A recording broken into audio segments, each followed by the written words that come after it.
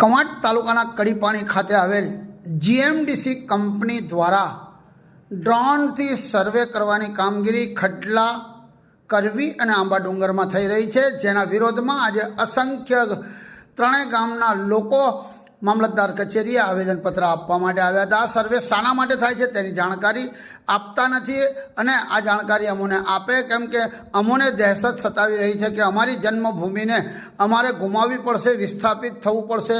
આવી દહેશત હેઠળ આજે મામલતદાર કચેરીએ અસંખ્ય લોકોએ આવેદનપત્ર આપ્યું અને એ પત્રમાં લેખિતમાં માહિતી આપવામાં આવે તેવી માંગ કરી છે.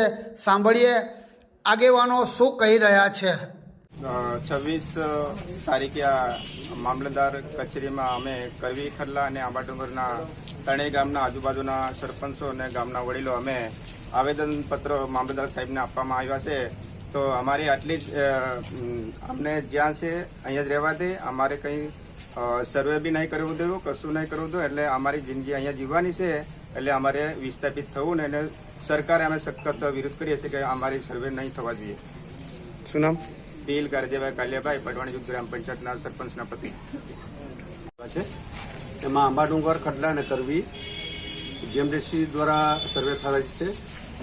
એમાં એવી હવા ફેલાય છે કે ભાઈ તમને અહીંથી ઉઠાડી દેવાના છે, તમને વિસ્થાપિત કરવાના છે, આવી તમામ વાતો થાય છે, જેના કારણે જે ગામ લોકો ખૂબ જ ચિંતામાં છે.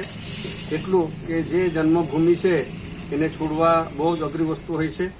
માટે આને સરકારશ્રીએ કોઈક સારા કામ માટે ઉપયોગ કરતો હશે એ અમને ખબર નથી, પરંતુ આ ગામોને પૂરેપૂરે લાભ મળવું જોઈએ. વત્તા શું છે કે અહીંયાથી વિસ્થાપિત કરે તો લોકોને અમારા વેરવિખેર થઈ જશે.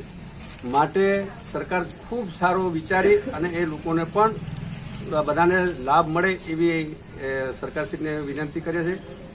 એમાં ખેડૂત, બિન ખેડૂત, કોઈ જમીન વગરનો માણસ પણ હોઈ શકે, તો નાનામાં નાના માણસને પણ એના આ યોજનાથી કદાચ રહી નહીં જાય એ પણ કાળજી રાખે. કેમ કે કેવલ ખાલી વિસ્થાપિત કરવાનો એવી વાતો થાય તો એનાથી લોકો ભૂખ ગભરાઈ ગયેલા છે અને અમારા સમાજ અમારાથી વિખૂટો થાય એ પણ અમને પૂછાય તેમ નથી. માટે સરકારશ્રીએ અને અધિકારીશ્રીએ અમને બેસાડી એની જે માહિતી છે એ ગામ લોકોને આપે અને એના પછી જે તે આ લોકો વિચારશે.